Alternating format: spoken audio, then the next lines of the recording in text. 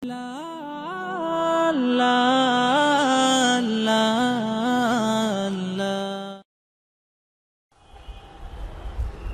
দেখতে চাইলাম শয়তানটা কই। 40 পাউন্ড মিশরীয় পয়সা লাগলো জাদুঘরে ঢুকতে। আমরা ঢুকতেছি, ঢুকে দেখলাম শয়তান কই, গুড়ি সব জায়গায়, বিশাল জাদুঘর। জিজ্ঞেস করলাম আসলটা কই, বলল যে তিনি দোতলায় আরাম ফরমাচ্ছেন, ওনারে দেখতে হলে আরো 40 পাউন্ড দেওয়া লাগবে। তো চিন্তা করলাম এটা কি অপচয় হয় নাকি। পরে দেখলাম আল্লাহ তাআলাই তো বলেছেন, কুল সিরু ফিল আরদ ফানজুর কাইফা কানা আকিবাতুল মুকাজ্জিবিন। আমার দুনিয়া ঘোরো আর আমার সত্যের অস্বীকারীরা তাদের পরিণতি আমি কি করেছি চোখ দিয়ে দেখো। তো আল্লাহই তো কইছে দেখতে যাই, দেখে আসি। যাই দেখলাম গ্লাসের বক্সের ভিতরে মিস্টার ফেরাউন চিতই শুয়ে রয়েছে। জীবনে তো শয়তান দেখি নাই, আমার মনে হয়েছিল শয়তান যদি দেখতাম মনে হয় এইরকমই হইতো। চোখ দুইটা এখনো আছে, মাথায় কয়েক গাছা চুলও আছে, হাতের নখও কয়েকটা আছে, গলাটা এরকম চিকন, বডিটা কাপড় দিয়া জড়ানো। আহারে ফেরাউন, কি জ্বালান জ্বালাইছ। মুসা আলাইহিস সালাম অনেক সময় তাকায় দেখলাম, আমার মন ফিরে গেল 3500 বছর আগের কোরআনের পাতায়, ইতিহাসের পাতায়। এই ফেরাউন মুসা আলাইহিস সালামকে তাড়া করেছে। মুসা আলাইহিস সালাম সাগর তীরে বসে আছেন। সাথীরা বললেন, ইয়া মুসা ইন্না লামুদরাকুন, আমরা তো পাকড়াও হয়ে গেলাম। সাড়াশি আক্রমণ 3 দিক থেকে আমাদেরকে ঘেরাও করেছে, পালাবার তো রাস্তা নাই। মুসা আলাইহিস সালাম বললেন, কাল্লা, কখনো নয়, কখনো নয়, রব্বি সাইয়াহদিন, অবশ্যই আমার আল্লাহ আমার পথ বের করে দিবেন। সুবহানাল্লাহ। তো আসতে কইলেন, এর নাম নবীর ঈমান। আপনারা কি ভয় পান? কত দলে জোট বানাইলো, এটা ভয় পাওয়ার কোনো কারণ নাই। মুসলমানদের জন্য আল্লাহ তাআলা যথেষ্ট। আলাইসাল্লাহু বিকাফিন আবদা, আল্লাহ তাআলা বলছেন আমি আমার বান্দার জন্য যথেষ্ট নই। আরে বেটারা কও, অবশ্যই যথেষ্ট। আবার জোরে বলো। মুসা আলাইহিস সালাম বললেন, ভয় পাইও না, আমি যার গোলামি করি তিনি আমারে পথ করে দেবেন। মুসা আলাইহিস সালাম লক্ষ্য করলেন, হঠাৎ করে সামনের দিকে দরিয়া ফাঁক হয়ে গেছে, পানি প্রাচীর হয়ে গেছে, মাঝখান দিয়ে রাস্তা তৈরি হয়ে গেছে সাগরের মধ্য দিয়া। মুসা আলাইহিস সালাম তার দলবল নিয়ে রওনা করলেন। মাঝখানে এসেছেন ফেরাউন তার দলবল নিয়ে। দরিয়ার পাশে এসে দেখে, মাশাআল্লাহ, এ তো গ্র্যান্ড ট্রাঙ্ক রোড। ও মনে করছে ওর বাজানের তৈরি করে রাস্তা। দলবল নিয়ে ঢুকলো। ও যখন মাঝখানে, আল্লাহ মুসা আলাইহিস সালাম উঠাই দিয়েছেন ওপার, ঠিক জায়গা মতো গেছে। ইন্না বাতশা রাব্বিকা লাশাদীদ, এবার পাকড়াও এসে গেছে। আল্লাহ তাআলা বললেন, পানি বন্ধ কর, রাস্তা বন্ধ কর। আল্লাহর কি এত কথা বলার দরকার আছে? না। কি বলছিল? কোন? দুইটা অক্ষরের মালিক, কাফ আর নুন। কুন, দেন অ্যান্ড দেয়ার হয়ে যায়। ফায়াকুন, ইনফিনিট পাওয়ার, সীমাহীন শক্তির মালিক, যা খুশি তাই করেন। আল্লাহর কসম, দুনিয়ার মুসলমানেরা যদি আল্লাহকে এই পাওয়ার হিসাবে বিশ্বাস করে, পৃথিবীর কোন শক্তি মুসলমানদেরকে পদানত করতে পারবে না।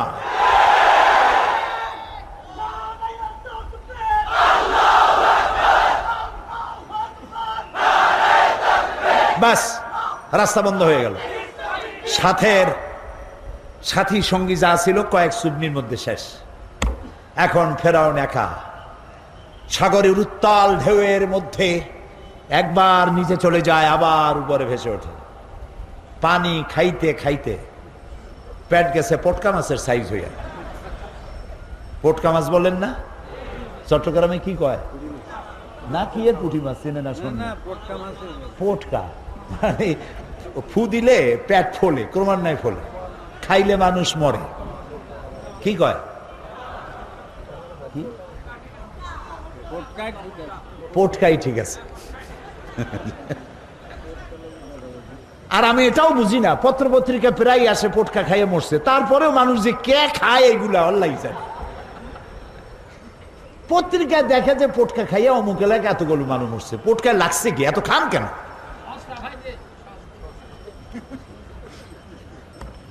সস্তা পাইনি খাইতে হবে। আচ্ছা যাই হোক, ফেরাউন দেখলো আর তো উপায় নাই। ফেরাউন বলছে আমানতু আন্নাহু লা ইলাহা ইল্লাল্লাযী আমানাত বিহি বানু ইসরাঈল। ও আল্লাহ, আমি ঈমান আনলাম ওই ইলাহের উপরে যার উপরে ঈমান এনেছে বনি ইসরাইলেরা। আল্লাহরে বুঝাইতেছে যে তুমি যদি না বোঝো তাহলে তুমি এভাবে বোঝো যে বনি ইসরাইলেরা যে আল্লাহর উপর ঈমান আনছে আমি কিন্তু সেই আল্লাহর উপর ঈমান আনছি। ও আনা মিনাল মুসলিমিন, আর আমি তো মুসলমান আল্লাহ, এরপরেও তুমি আমার চুবাও কে? আল্লাহ তাআলা বলছেন আল আন, এখন ওয়াকাদ আসাইতা ক্বাবলু ওয়া কুনতা মিনাল মুফসিদিন।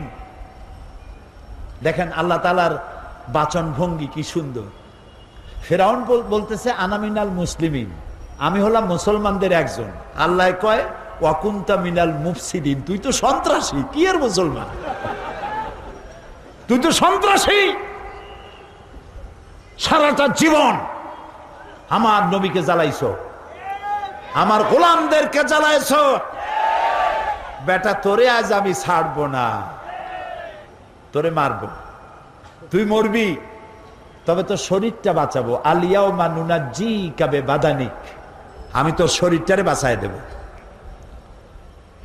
পানিতে নষ্ট হবে না, জলচর প্রাণীরা খাবে না, মাটিতে নষ্ট হবে না, পোকা মাকড়ে খাবে না, আমি তোরে শুটকি বানাইয়া রাখবো কিয়ামত পর্যন্ত, যাতে পৃথিবীর সব স্বৈরাচারেরা তোরে দেখে যেন শিক্ষা নিতে পারে।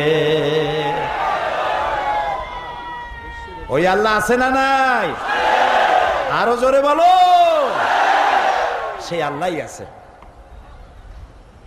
বর্তমানে নব্য ফেরাউন, নব্য নমরুদ, পৃথিবীর নতুন নতুন স্বৈরাচার যারা হবে, আল্লাহ তাদের ইন্তেকাম নেওয়ার জন্য আমার আল্লাহ যথেষ্ট।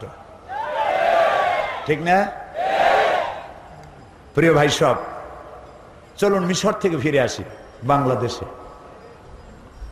আবার সময় হলে সেখানকার কথা আরো শোনাবো ইনশাআল্লাহ। বলতেছিলাম যে আল্লাহ রাব্বুল আলামিন, আল্লাহ রাব্বুল আলামিন এই পৃথিবীর মানুষগুলিকে ধনী এবং দরিদ্র দুই ভাগে ভাগ করেছেন। সেই ধনী এবং দরিদ্র দুই ভাগে ভাগ করে শ্রেণী হয়েছে। এই শ্রেণীগুলিকে সমভাবে অর্থনৈতিক বিলিবন্টনের ব্যবস্থাও করেছেন আল্লাহ তাআলা নিজেই। এবং আল্লাহর দেওয়া ব্যবস্থাপনার চাইতে সুন্দর ব্যবস্থাপনা পৃথিবীতে আর হতে পারে না। ইসলাম প্রচারের প্রথম দিনেই আল্লাহ রাব্বুল আলামিন মানুষকে জানাই দিলেন, মানুষের জন্য মানুষ চায়, ক্ষুধার সময় খাবার চায়, আর ভীতির সময় কি চায়? নিরাপত্তা। বলেন কি চায়? আল্লাহ রাব্বুল আলামিন কোরআনে কারীমের মধ্যে বলেছেন ফালইয়াবুদু রাব্ব হাযাল বাইত আল্লাযী আত'আমাহুম মিন জু'in ওয়া আমানাহুম মিন খাউফ। কাবা শরীফের দরওয়াজায় এই সূরাটি লেখা আছে। কাবা শরীফের ভিতরে আল্লাহ রাব্বুল আলামিন আমার জীবনে একবার ঢোকার তৌফিক দিয়েছিলেন, আলহামদুলিল্লাহ। আমার চোখের সামনে অনেক রাজা বাদশাহ আমার চোখের সামনে ঢুকছে, জীবনে বহুবার আল্লাহ নিয়েছেন। বাইরে দাঁড়াই এতিমের মতো কাঁদছি যে আল্লাহ এই ঘরটার মধ্যে যদি একবার ঢুকতে পারতাম। কুয়েত এবং ইরাকে যেবার যুদ্ধ বাঁধলো, সেই যুদ্ধের মীমাংসা বৈঠক আহ্বান করলেন বাদশাহ ফাহাদ। তাতে পৃথিবী থেকে 400 মেহমানদেরকে দাওয়াত দিলেন মীমাংসা বৈঠকে। কেমনে কেমনে আমার মতো একটা ভাঙ্গা ছেড়া মানুষও দাওয়াত পাইল।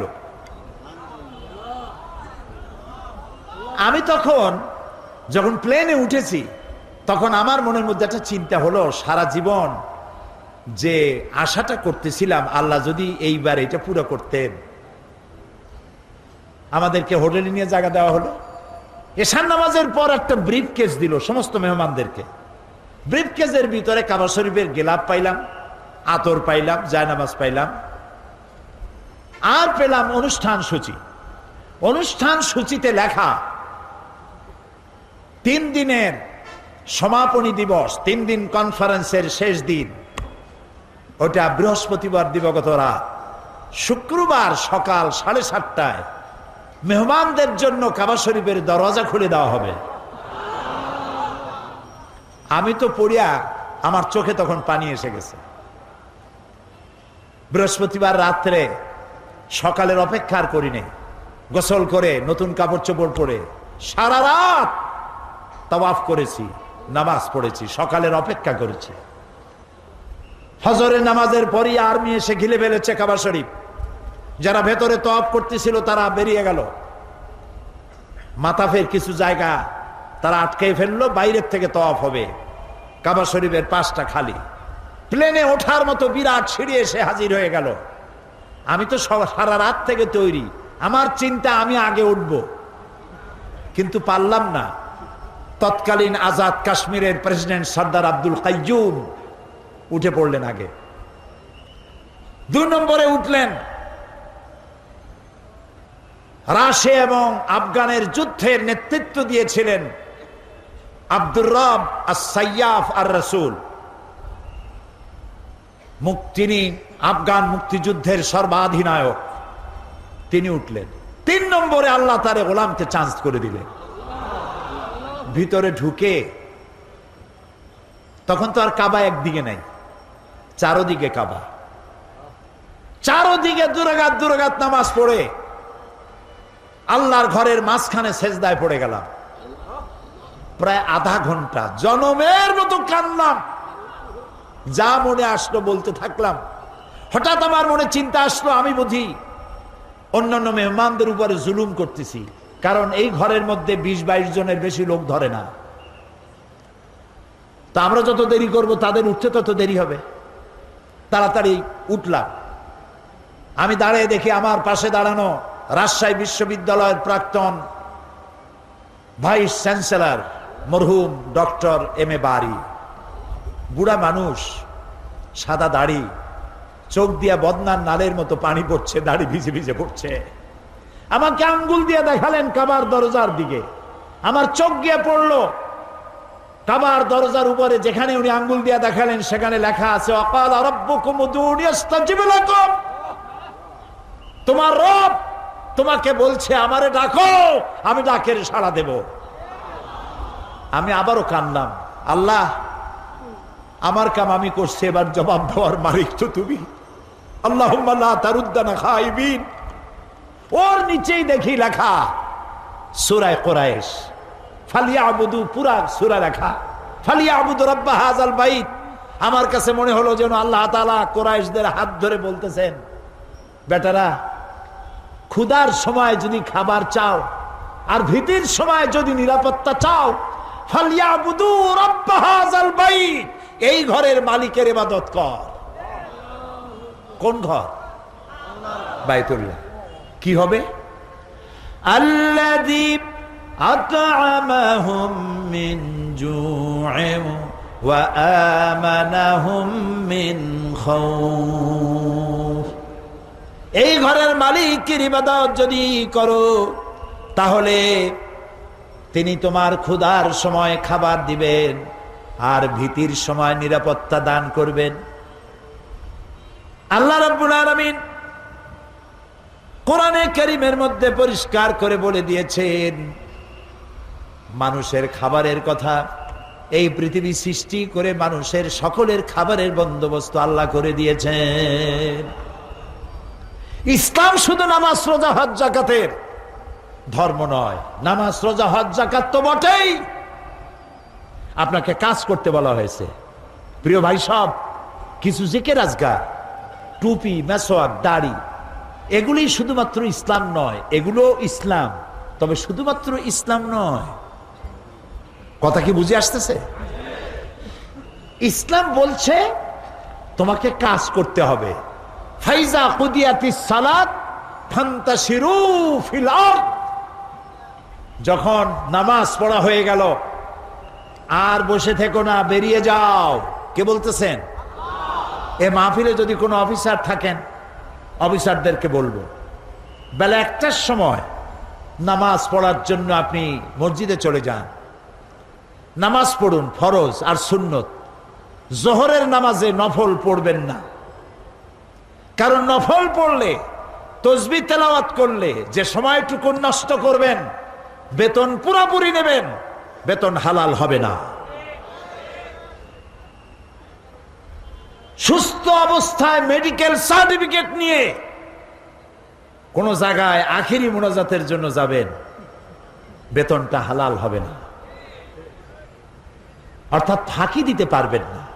আখিরি মুনাজাত তো এখানেও হয়, উল্টা পাল্টা বুঝবেন না।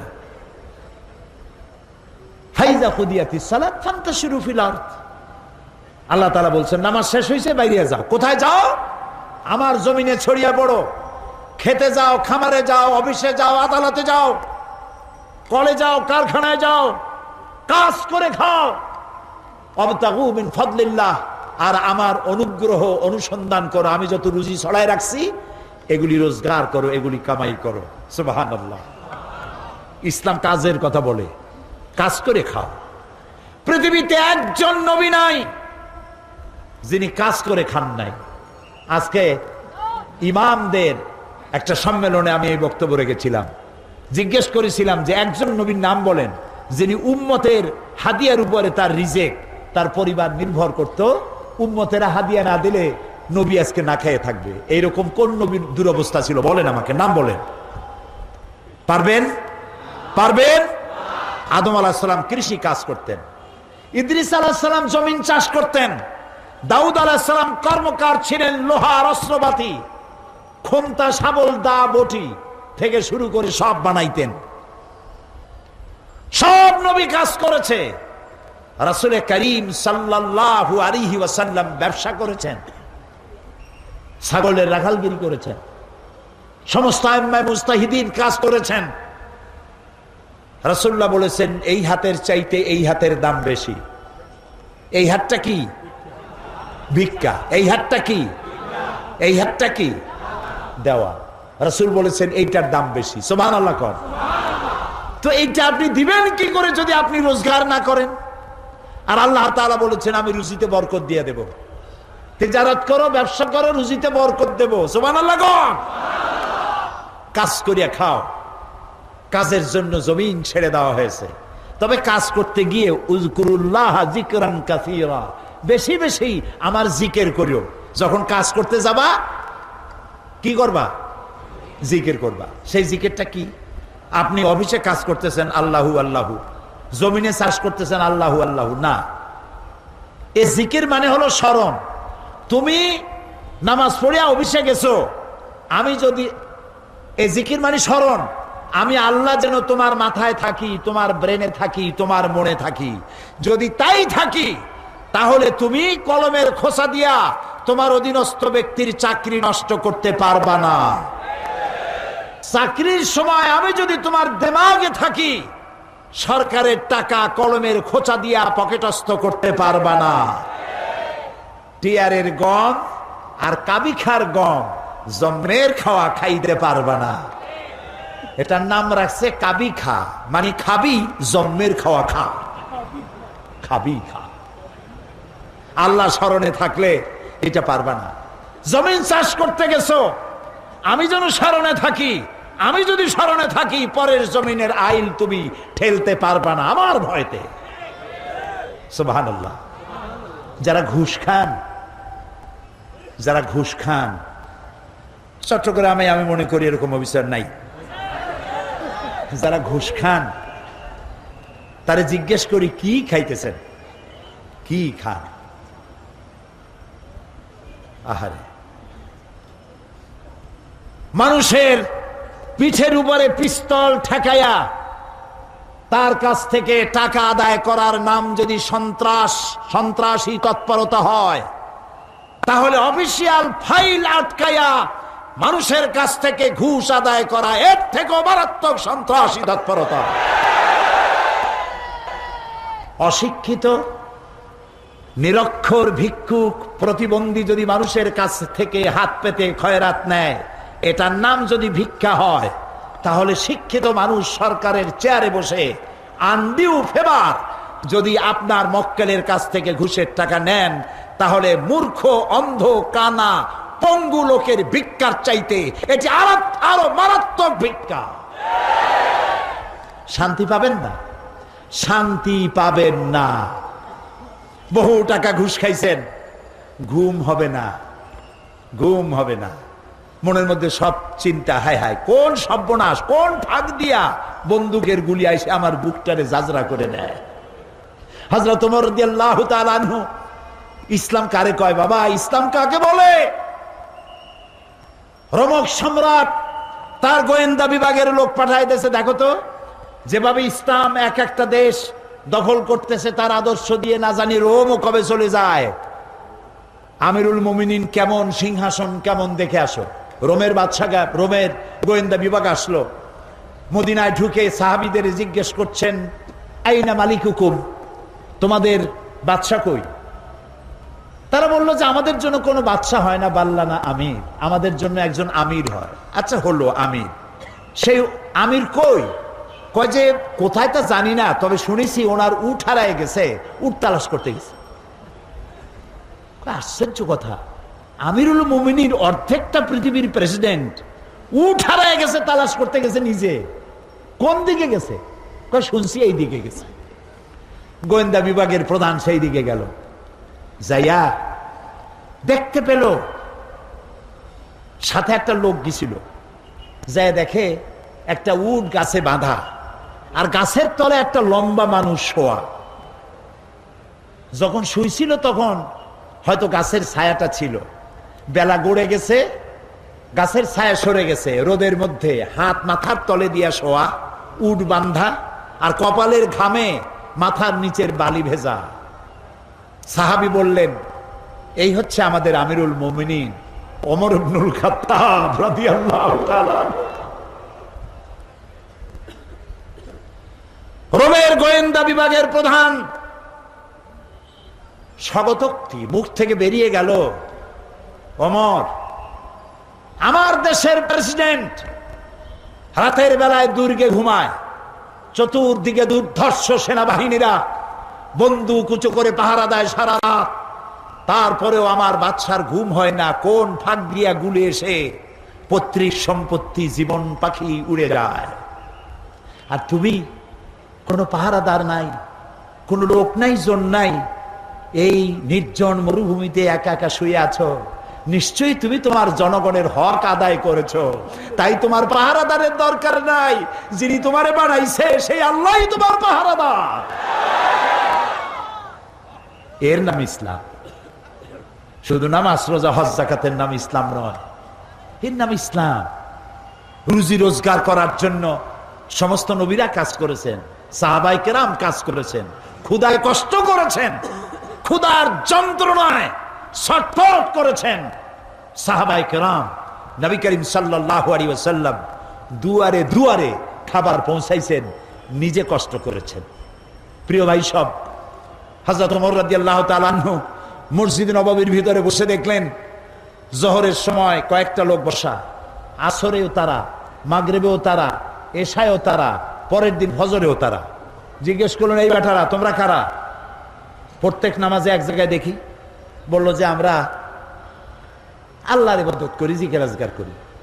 তো তোমরা খাও কি? কয় যে আল্লাহ ভরসা করে আছি। আমাদের এই জায়গায় জিকির আজকার করতে দেখিয়া এলাকার লোকেরা রান দিয়ে আমাদেরকে খাওয়া। কয় তাহলে তো তোমরা আল্লাহরে ভরসা করো না, তোমরা তো মানুষের উপর ভরসা করে আছো। শোনো, আগামীকাল এটা তো ফজর গেল, আজকের জোহরের নামাজের পর যদি এই জায়গায় তোমাদেরকে বসা দেখি, ব্যাট মেরে মসজিদ থেকে বের করে দেব।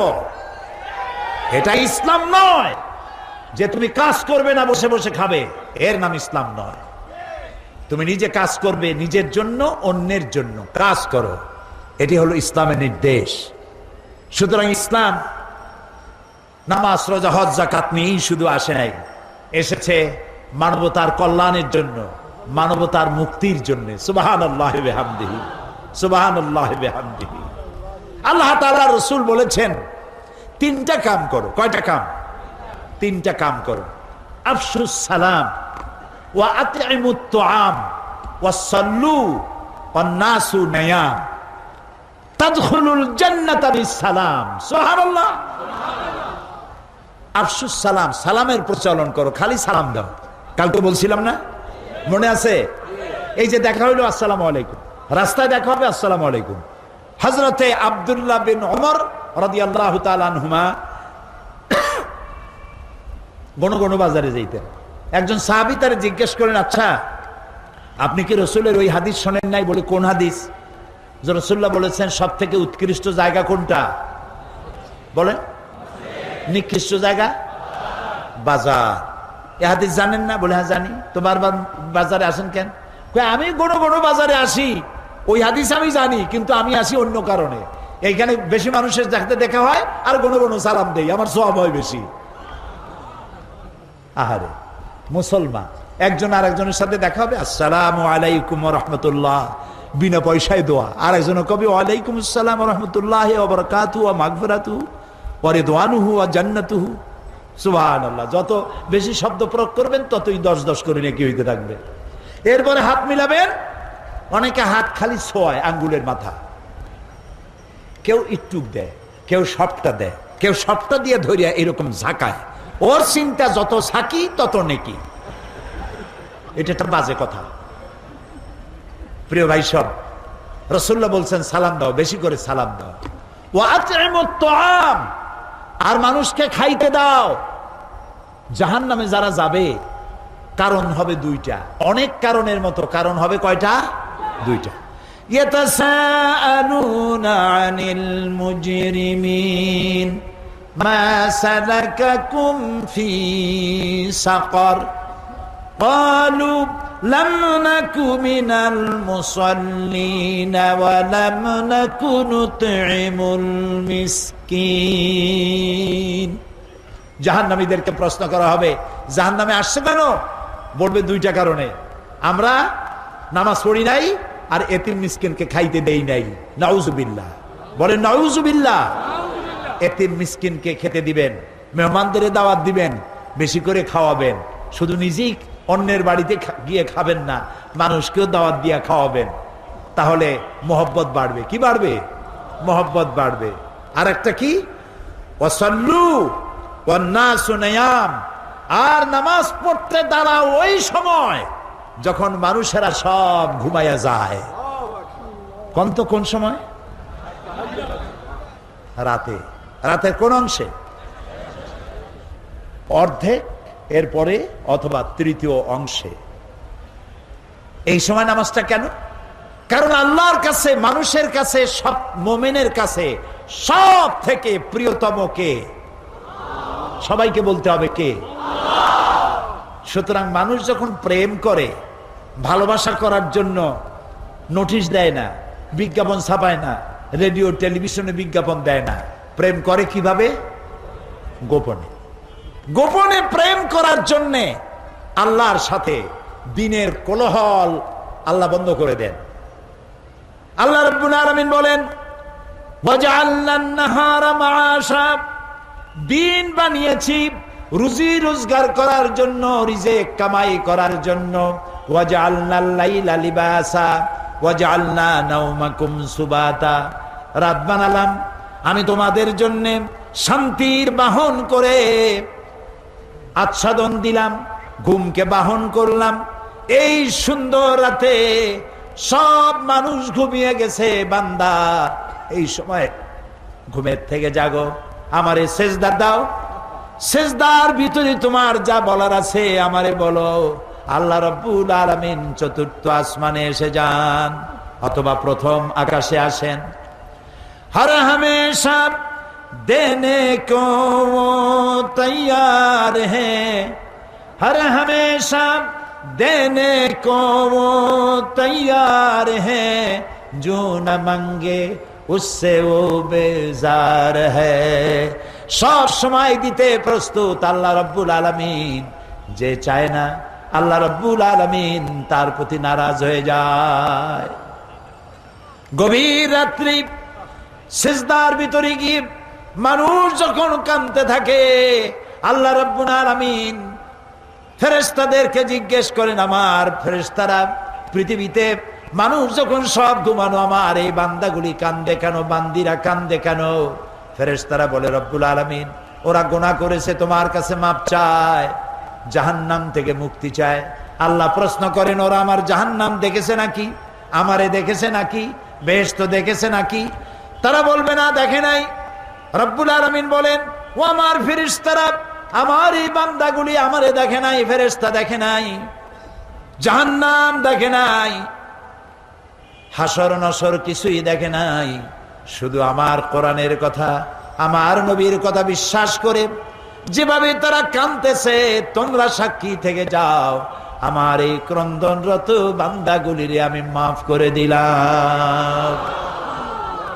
সুতরাং নবীজির কথা মতো যারা সালামের প্রচলন করবেন, মেহমানদের খাওয়াবেন, রাতের বেলায় জেগে নামাজ আদায় করবেন, আল্লাহ রাব্বুল আলামিন তাদেরকে, নবীজি বলেন, তাদখুলুল জান্নাতা বিসসালাম, আল্লাহ তাআলা শান্তির সাথে তাদেরকে জান্নাতে প্রবেশ করাবেন।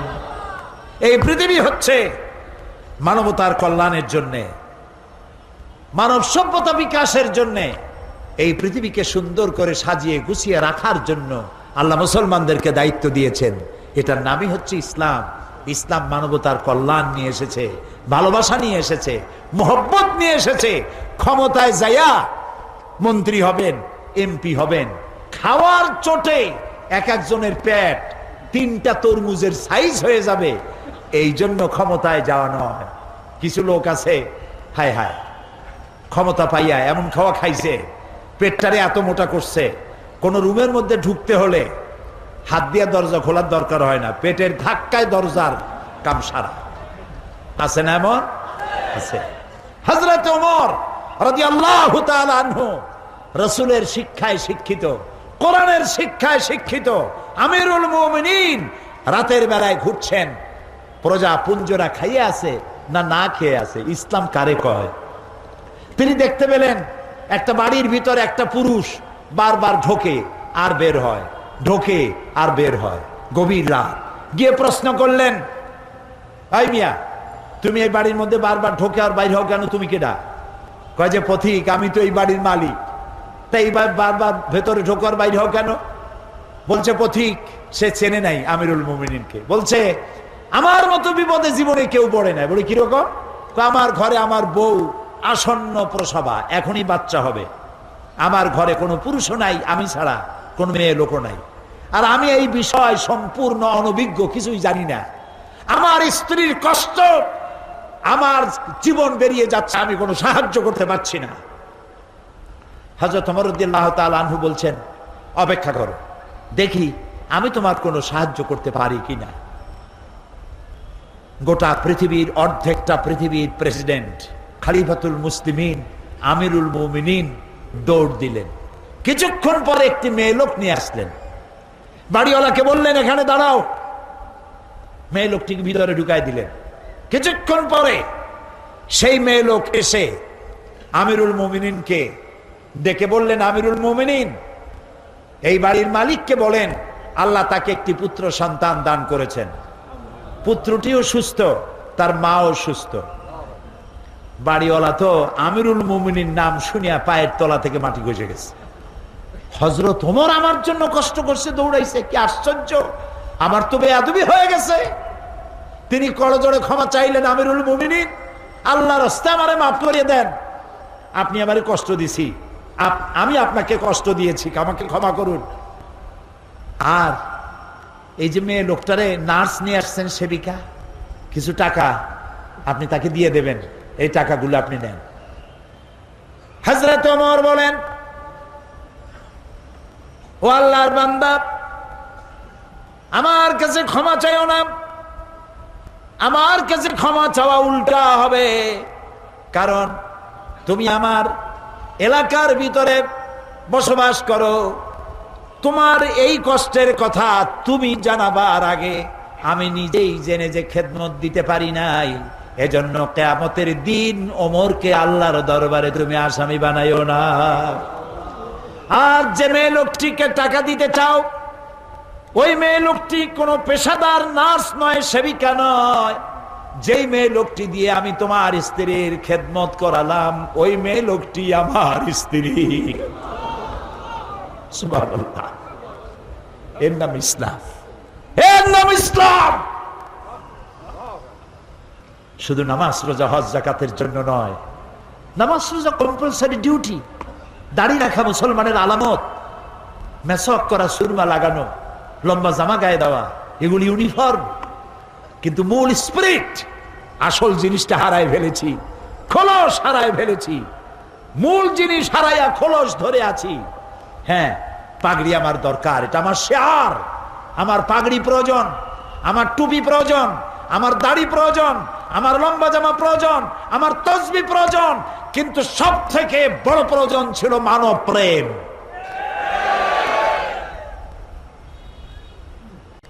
মুসলমান মুসলমানের প্রতি ভালোবাসা, মহব্বত করা, খোঁজ খবর নেওয়া, সে যদি আমার প্রতিবেশীও হয়, সে যদি আমার হিন্দুও হয়, সে যদি খ্রিস্টানও হয়, তার খোঁজ নেওয়া, খবর নেওয়া, অন্য ধর্মের প্রতি অসদাচরণ না করা, এটার নাম ইসলাম। আলহামদুলিল্লাহ, আমি আল্লাহ শুকর আদায় করি, আমার এলাকায় অনেক হিন্দু, অন্তত ৮০,০০০ ভোটার আমার এলাকায়। নির্বাচনে আল্লাহ যখন জিতাই দিলেন, বিজয় মিছিল করি নাই, আল্লাহরে বলছিলাম, আল্লাহ তুমি যদি দয়া করে তোমার গোলামকে জিতায় দাও, বিজয় মিছিল করব না, তোমারে লম্বা করে সেজদা দেব, শুকর আদায় করব। জনসভা করেছি এবং পুলিশকে নির্দেশ দিয়েছি, আমার এলাকায় অনেক হিন্দু আছে, যদি কোনো হিন্দু অত্যাচারিত হয়েছে, কোন হিন্দু রমণী অত্যাচারিত হয়েছে, কোন মন্দিরের উপরে নির্যাতন করা হয়েছে, ভেঙে দেওয়া হয়েছে, এই রিপোর্ট যদি পাও, যে মুসলমান করবে তাকে ধরে এনে লাইট পোস্টের সাথে বেঁধে 24 ঘন্টা পেটাবে, অন্তত 6 মাসের ভেতরে যেন বাপের নাম তার মনে না আসে। আলহামদুলিল্লাহ, আমার এলাকায় হিন্দুরা, হিন্দু নেতারা আমার মঞ্চে দাঁড়িয়ে বলেন, বিগত 8 বছর মায়ের কোলে সন্তান থাকে যেভাবে নিরাপদে, আমরা সেভাবে নিরাপদে আছি। আমি তাদের বক্তব্য শুনে কান্দি আর আল্লাহর সাথে বিনয়ের সাথে সেজদা দেই, মাবুদ এই তো মুসলমানের কাজ, এটা সব জায়গায় হওয়া উচিত, আমার দ্বারা হিন্দু নির্যাতিত হবে না, আমি মুসলমান। হযরত আমর ইবনুল আস রাদিয়াল্লাহু তাআলা আনহু মিশর দখল করলেন, গির্জার ঈসা আলাইহিস সালামের মূর্তির নাক কে যেন ভেঙে দিল, খ্রিস্টানেরা এসে নালিশ করলো। হযরত আমর ইবনুল আস রাদিয়াল্লাহু তাআলা আনহু সারা দেশ তোলপাড় করলেন, কে এই কাজ করেছে, ধরো তাকে। আসামি খুঁজে পাওয়া গেল না। আমর ইবনুল আস রাদিয়াল্লাহু তাআলা আনহু তিনি খ্রিস্টানদেরকে ডাকলেন, খাপ থেকে তরবারি বের করে পাদ্রীর হাতে তুলে দিলেন। খ্রিস্টানের পাদ্রী, এই নাও তরবারি, আমি তোমার ঈসা আলাইহিস সালাম আমারও নবী, তার নাক কে ভেঙেছে আমি আসামি খুঁজে পাই নাই, কিন্তু তার নাক ভাঙ্গে তোমার কলিজায়, খ্রিস্টানদের কলিজায় আঘাত দিয়েছে যে দুর্বৃত্ত, তাকে তো আমি পেলাম না, কিন্তু এই দেশ আমি দখল করেছি, আমার নেতৃত্বে দেশ দখল হয়েছে, এই অপরাধের বোঝা আমারও। এই তরবারি নাও, আমি এদের খলিফা, আমি মিশরের গভর্নর, এই তরবারি দিয়ে আমার নাক কেটে দিয়ে মুসলমানের কলিজা আঘাত দাও। পাদ্রী বলল, যেই জাতের মুসলমানদের শাসক পরধর্মের প্রতি এত শ্রদ্ধাশীল, আমি আর খামোখা খ্রিস্টান থাকি কেন? লা ইলাহা ইল্লাল্লাহ।